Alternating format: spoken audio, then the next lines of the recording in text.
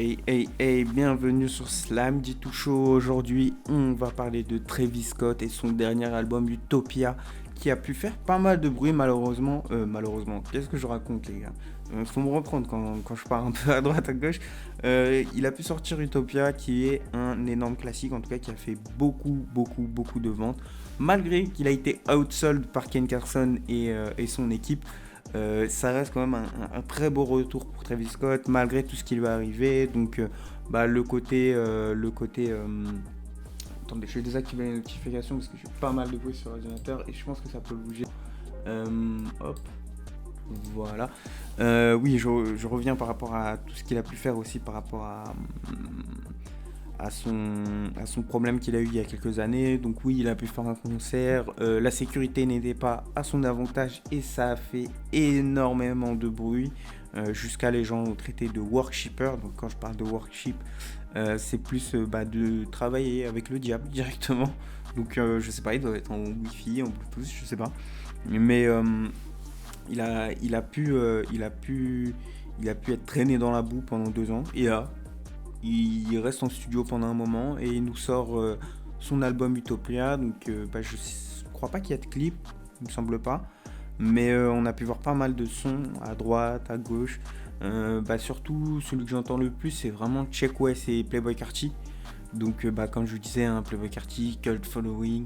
Vraiment il marche sur l'eau, même avec son petit label qui s'appelle Opium.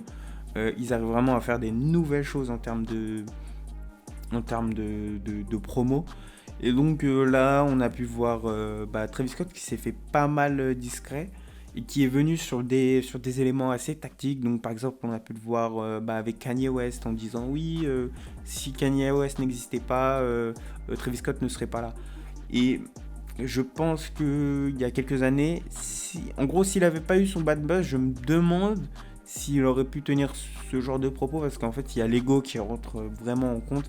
Un tel niveau d'industrie, c'est sûr que dire telle personne m'a énormément influencé, je pense que ça peut mettre un petit coup à l'ego, parce que en fait, l'humain est naturellement réglé pour oublier les étapes précédentes. Et donc c'est vrai que Travis, il a pu proposer énormément de choses au niveau de sa carrière. Après une petite pause due au bad buzz, et là, il revient comme si de rien n'était. Et finalement, même l'industrie l'accepte. Je sais pas si c'est à cause du fait que ce n'est pas réellement de sa faute. C'est l'organisation. Oui, il a pu faire des références à Satan. C'est un peu aussi l'image que les rockers se donnent depuis des dizaines d'années. C'est un peu aussi ce que les rappeurs de 2023 promouvoient. Je dis pas que c'est bien, je dis pas que c'est mauvais, mais c'est une identité, c'est une vente. Parce que si le gars il te parle de, je sais pas, de quelque chose d'assez frivole, de quelque chose qui n'a pas autant de résonance que ce genre de sujet, je pense que finalement il aurait fait le tour très rapidement de ce qu'il peut proposer, en tout cas dans ce rap actuel. Donc pour son futur, j'espère qu'il va pouvoir nous sortir des bons projets. Pourquoi pas les collaborations avec Young Thug qui manquent. Il y en a certaines aussi qui étaient en une release qui manquent. Pareil, des sons avec différentes personnes, parce que c'est vrai qu'il a été très calme et très évité. On dirait c'était plus ça, on dirait qu'il était évité, que l'industrie le boudait. Et donc il est revenu un petit peu comme Gunna sur le fait qu'il est snitch ou pas. Donc à voir. Comme d'habitude, je pense que je vais vraiment refaire ce